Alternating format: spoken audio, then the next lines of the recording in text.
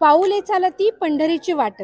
पुण्यामध्ये वारी आलेल्या आहेत आणि वारकऱ्यांचं स्वागत करण्यासाठी पुणेकर नेहमीच अग्रेसर असतात आणि पुण्यामध्ये वारकऱ्यांचं स्वागत एकदम उत्साहात होतं. हेच करत असताना आपण घोरपडी गाव येथे आलेलो आहोत. घोरपडी येथे विविध ठिकाणी वारकऱ्यांचं स्वागत होताना दिसतंय आणि जनसेवा प्रतिष्ठान यांच्या माध्यमातून देखील दरवर्षी वारकऱ्यांचं स्वागत केलं जातं. चला तर पाहूया या वर्षी कशा पद्धतीने स्वागत करण्यात आले.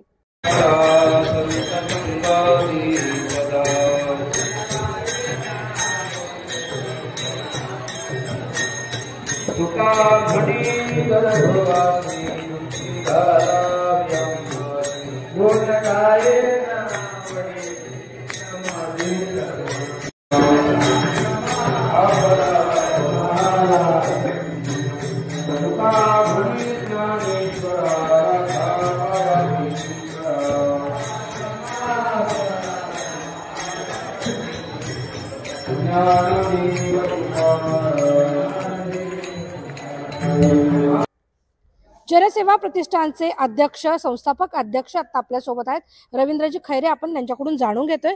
काय सांगाल दादा, दरवर्षी आपण जनसेवा प्रतिष्ठानच्या माध्यमातून वारकऱ्यांची सेवा करताय. ही सेवा म्हणजे एक आपल्या विठ्ठलासाठीची सेवा आहे आणि ही सेवा आपण करताय. काय सांगाल या सेवेविषयी? रामकृष्ण हरी. मागील 13 वर्षापासून आपण हा उपक्रम राबवत आहे. आपली जनसेवा प्रतिष्ठानच्या वतीने या ठिकाणी दिंडी क्रमांक 218 या ठिकाणी येते. या दिंडीमध्ये 500 पेक्षा जास्त वारकरी बांधव इथे असतात. त्यांचं 3 दिवसाचा आपला हा कार्यक्रम असतो. पहिल्या दिवशी आपण त्यांचं स्वागत सत्कार करतो. दुसऱ्या दिवशी त्यांचं आपण आरोग्य शिबिर घेतो, कारण की एवढा 15 दिवसाचा त्यांचा पल्ला असतो, पाय चालण्याचा पल्ला. तर त्यांचं काही त्यांच्या शरीराची सर्व चाचणी वगैरे करून त्याला औषध गोळ्या मोफत देण्याचा आपला उपक्रम त्या निमित्तानं असतो.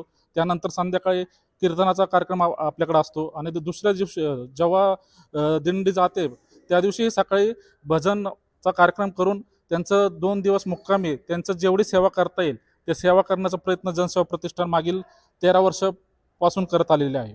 तसेच जनसेवा प्रतिष्ठान वर्षभरात अनेक उपक्रम राबवत असते.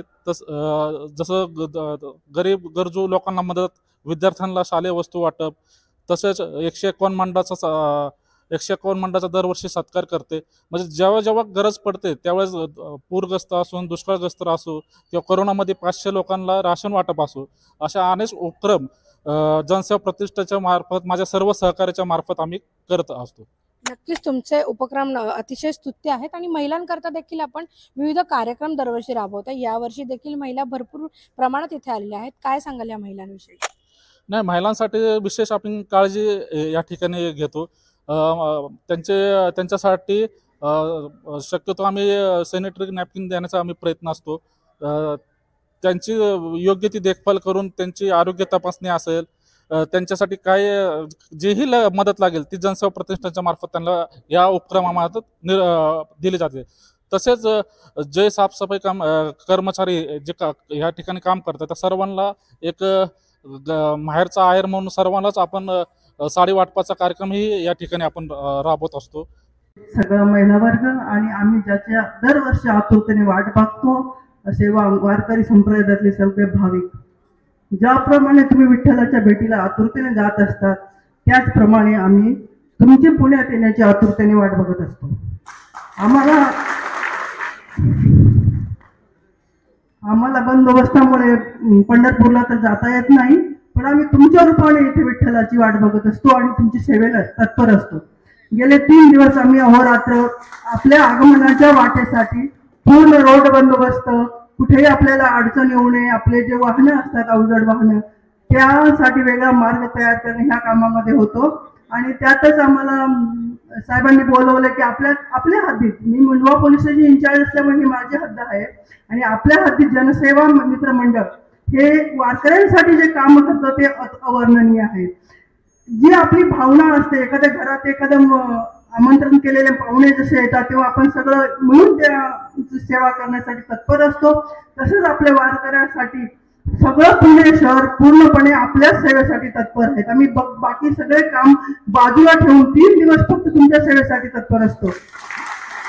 आम्हाला आनंद होतो की महाराष्ट्रातून सर्व भाविक पुण्यात येतात आणि पुण्यात 2 दिवस तुमचा मुक्काम असतो, तेव्हा माऊली प्रत्यक्ष रूपात आमच्या हद्दीत आहेत अशी आम्हाला भावना होत असते. त्यामुळे आम्ही वेळात वेळ काढून होईना पण आपल्या सेवेशी नेहमी तत्पर असतो. जनसेवा हीच तर ईश्वर सेवा हे ब्रीदवाक्य असलेले ही संस्था इथे काम करतायत आणि तुमच्या रूपी पांडुरंग रूपी आशीर्वाद देण्यासाठी आपण इथे आला आहेत. त्यामुळे तुमचा आशीर्वाद आम्हाला नेहमीच मोलाचा असेल. आणि काय सांगाल दादा, इथे जनसेवा प्रतिष्ठान नेहमीच आपले दरवर्षी तुमची इथे सेवा करतायत आणि आज या वर्षी देखील आपण आला, आपली इथे सेवा होती, काय सांगाल? रामकृष्ण हरी. जनसेवा प्रतिष्ठान हे आम्हाला वेळेवर काळजी घेऊन देतात. जसे आमचे रवींद्रजी खैरे साहेब आणि त्यांचे सर्व सहकारी यांनी खूप मोलाची काळजी घेतात. आमचं आल्या सर्वजण स्वागत करतात.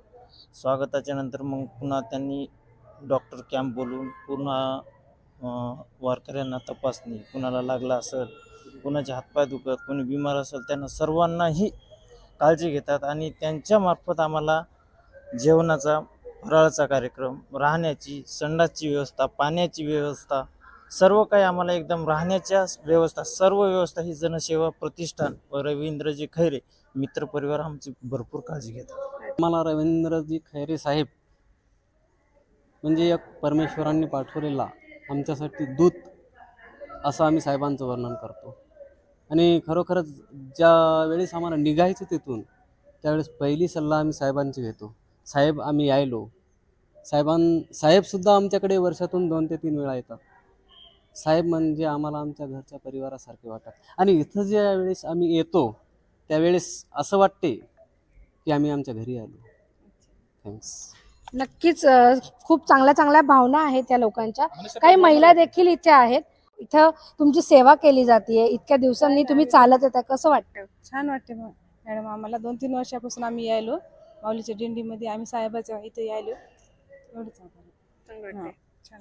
दादा तुम्हाला कसं वाटतंय? आवड हीच पंढरीची आपली. कसं दादाचं अनमोल काम आहे. दादा आमचे खूप चांगले आहेत. आमचे महाराजही सुद्धा चांगले आहेत. आणतात इच्छेप्रमाणे करतात. त्याप्रमाणे आम्हाला पंढरीला याची इच्छा आहे. तंगडी शोधली तरी आम्हाला काही तारीख भाग हटला आमचा. रामकृष्ण हरी. विठुरायाच्या दर्शनाला जाण्याची ही आस असते. एवढं लांबपर्यंत चालत येतात परंतु कुठलंही दुखणं त्यांना जाणवत नाही. हीच खरी ती देवाची सेवा आहे. आणि याच्यामध्ये असे प्रतिष्ठान जे काही आहेत, जनसेवा प्रतिष्ठान असेल किंवा अदर पुण्यामध्ये जेवढे काही प्रतिष्ठान हे वेगवेगळ्या पद्धतीने मदत नेहमीच करतात. आणि काही आता वारकरी बांधव अजूनही आहेत, आपण त्यांना पण विचारतोय. दादा काय वाटतं, तुम्ही इथं आल्यावरती नक्की तुम्हाला कसं वाटतं? रामकृष्ण हरी.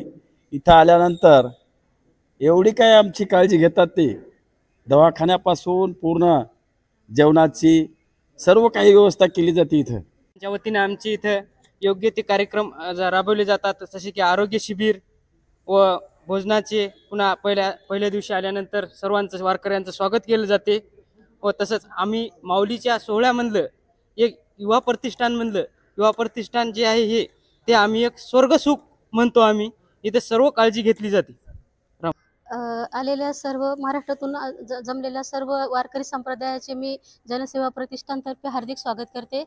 गेले 13 वर्षापासून ही संस्था आपल्यासाठी कार्यरत आहे. आपले सर्व सुखदुःख आपल्यामध्ये एक देव म्हणून आपल्यासाठी कार्यरत आहे. ही संस्था आपले सर्व सुखदुःख जाणून घेते सर्व. आणि माझ्यासाठी तरी सगळं काही नवीन आहे, पण मी जशी माहिती घेतली ह्या संस्थेची तर मला खूप छान वाटलं. आणि मी स्वतःहून तयार झाली यामध्ये काम करायला. खूप छान. भाऊंचं खूप कार्य आहे याच्यामध्ये.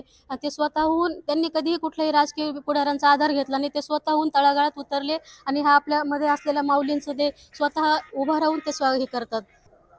आम्ही इथं आल्यानं आमची काळजी रविदादा चांगल्या प्रकारे घेतात. महाराज गेल्याने तरी आमची सोय सारखीच आहे ती 13 वर्षापासून. दिंडी नंबर 218 आणि या पुण्य नगरीमध्ये आमचं आगमन झाल्याबरोबर इथले कार्यकर्ते सर्व आमची व्यवस्था करतात. अन्नापासून ते जाण्यापर्यंत घरचे बाजूला कामं सोडून आमची सर्व सेवा करतात. वारकऱ्याची, संत मंडळीची, अशी त्यांच्याकडून धार्मिक कार्यसेवा घडो ही आले. आझादनगर महिला बचत गट तर्फे नाही का आम्ही जनसेवा प्रतिष्ठान नाही का ह्यांनी आम्हाला एक संधी दिली की ह्या वारकरी लोकांची सेवा करण्यासाठी. आणि जे काही शक्य होईल ते आम्ही महिलांनी आमच्या खर्चातून थोडे हे काढून मदत करायचं, त्यांची सेवा करायचं पुण्य आम्हाला लाभलं. हेच नमस्कार. जनसेवा प्रतिष्ठानच्या याच्यातून आम्ही महिला मंडळांनी असं म्हणजे 1-2-3 दिवस त्यांची वारकऱ्यांची सेवा करतो. आम्हाला आज खूप आनंद होतो की ह्यांच्याकडं म्हणजे फुलाची पाकळी आम्ही यांच्यासाठी करू शकतो. आज आरोग्य शिबिर ठेवतोय, परत यांच्यासाठी जेवणाची टॉयलेटची वगैरे सोय केलेली आहे. ते ह्यांची सेवा जी करू तेवढी आमच्यासाठी कमीच आहे.